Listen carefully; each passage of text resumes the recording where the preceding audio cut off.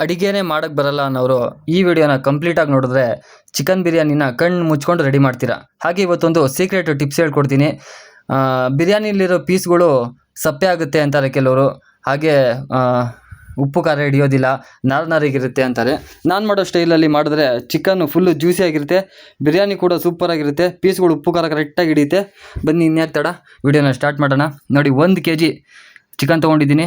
Biryani ready ಮಾಡೋಕ್ಕೆ 1 hour ಮುಂಚೆ ನಾವು ಈ ಕೆಲಸ ಮಾಡಬೇಕು. ಏನು ಮಾಡಬೇಕಪ್ಪ ಅಂದರೆ ಚಿಕನ್ಗೆ ಉಪ್ಪು ಹಾಗೆ ಅರಿಶಿಣ.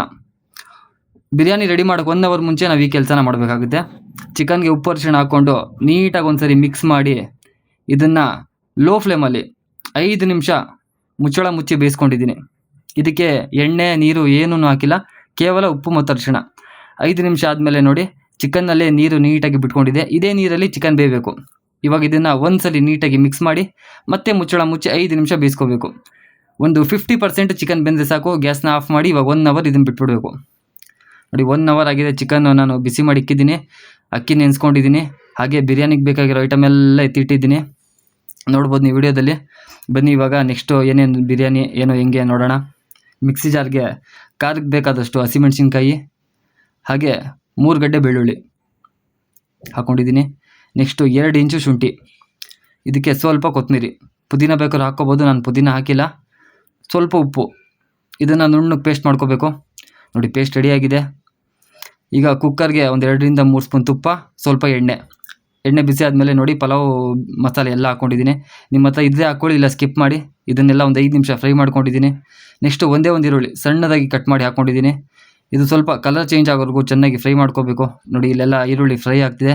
ಇನ್ನೊಂದು ಕಡೆ ಅಳತೆಗೆ ಬೇಕಾದಷ್ಟು ನಾನು ನೀರನ್ನ ಬಿಸಿ ಮಾಡೋದಕ್ಕೆ ಇಟ್ಕೊಂಡಿದ್ದೀನಿ. 3 ಗ್ಲಾಸ್ ಅಕ್ಕಿ, 6 ಗ್ಲಾಸ್ ನೀರು. ನೋಡಿ, ಕೊತ್ತಂಬರಿ ಮತ್ತು ಪುದೀನ ಸಣ್ಣದಾಗಿ ಕಟ್ ಮಾಡಿ ಹಾಕ್ಕೊಂಡಿದ್ದೀನಿ. ಇದೆಲ್ಲ ಫ್ರೈ ಆದಮೇಲೆ ರುಬ್ಬಿರೋ ಮಸಾಲೆನ ಹಾಕ್ಕೊಂಡು ಮಸಾಲೆ ಹಸಿ ಸ್ಮೆಲ್ ಹೋಗೋವರೆಗೂ ಒಂದು 5 ನಿಮಿಷ ಫ್ರೈ ಮಾಡ್ಕೋಬೇಕು. ಒಂದೇ ಒಂದು ಟೊಮೆಟೊ ಜಾಸ್ತಿ ಬೇಡ, ಟೊಮೆಟೊ ಬಾತ್ ಆಗಿಬಿಟ್ಟಿದೆ. ಒಂದೇ ಒಂದು ಟೊಮೆಟೊ ಒಂದು ಸ್ವಲ್ಪ ಫ್ರೈ ಆದಮೇಲೆ ನೋಡಿ ಬಿಸಿ ಮಾಡಿರೋ ಚಿಕನ್ನು. ಇದು ಬಿಸಿ ಮಾಡಿ 1 hour ಆಗಿದೆ. ಇವಾಗ ಇದಕ್ಕೆ 1 ರಿಂದ 1.5 ಸ್ಪೂನಷ್ಟು ಧನಿಯಾ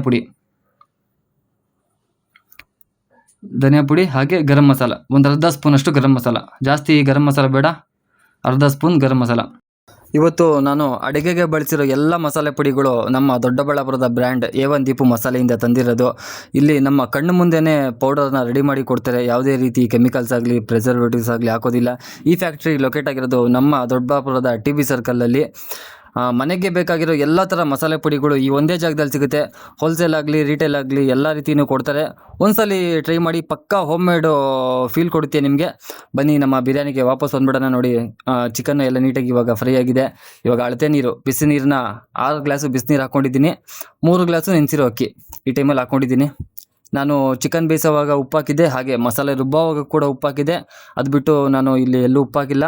ಕೊನೆಯದಾಗಿ ಒಂದು ಅರ್ಧ ನಿಂಬೆಹಣ್ಣು ರಸನ ಹಾಕ್ಕೊಂಡಿದ್ದೀನಿ. ಒಂದ್ಸಲಿ ಮಿಕ್ಸ್ ಮಾಡಿ ಕೊನೆಯದಾಗಿ ಒಂದ್ಸಲಿ ಉಪ್ಪನ್ನು ಚೆಕ್ ಮಾಡ್ಕೊಂಡ್ಬಿಡ್ತೀನಿ, ಯಾಕಂದರೆ ಉಪ್ಪು ಕಡಿಮೆ ಆದರೆ ಟೇಸ್ಟ್ ಬರೋದಿಲ್ಲ. ಉಪ್ಪು ಚೆಕ್ ಮಾಡಿಕೊಂಡು ಕೊನೆಯದಾಗಿ ನಮಗೇನಾದ್ರು ಉಪ್ಪು ಕಡಿಮೆ ಇದೆ ಅನಿಸಿದ್ರೆ ಒಂದು ಸ್ವಲ್ಪ ಮೇಲಿಂದ ಉಪ್ಪು ಹಾಕ್ಕೊಂಡು ಕುಕ್ಕರ್ನ ಕ್ಲೋಸ್ ಮಾಡಿ 2 ವಿಜಿಲ್ ಬರ್ಸಿದ್ರೆ ಸಾಕಾಗುತ್ತೆ. 2 ವಿಜಿಲ್ ಆದಮೇಲೆ ಕುಕ್ಕರ್ನ ಆಫ್ ಮಾಡಿಕೊಂಡು ಅದರಲ್ಲಿರೋ ಪ್ರೆಷರ್ ಎಲ್ಲ ತಾನಾಗೆ ಹೋಗಬೇಕು, ನಾವು ಬಿಡಬಾರ್ದು. ಪ್ರೆಷರ್ ಎಲ್ಲ ಹೋದ್ಮೇಲೆ ಓಪನ್ ಮಾಡಿದ್ರೆ ಸಕ್ಕತ್ತಾಗಿರೋ ನಾಟಿ ಸ್ಟೈಲ್ನಲ್ಲಿ ಬಿರಿಯಾನಿ ರೆಡಿಯಾಗಿರುತ್ತೆ, ಘಮ ಘಮ ಅಂತಿರುತ್ತೆ. ವಿಡಿಯೋ ಇಷ್ಟ ಆದರೆ ಲೈಕ್ ಮಾಡಿ, ಹಾಗೆ A1 ದೀಪು ಮಸಾಲಾನ ನೀವು ಕೂಡ ಮನೆಯಲ್ಲಿ ಟ್ರೈ ಮಾಡಿ, ಖಂಡಿತ ನಿಮ್ಗೆ ಇಷ್ಟ ಆಗೇ ಆಗುತ್ತೆ. ಹಾಗೆ ಸೋಮು ಕಿಚನ್ ಪೇಜ್ನ ಫಾಲೋ ಮಾಡೋದು ಮಾತ್ರ ಮರಿಬೇಡಿ friends. Thank you friends, bye.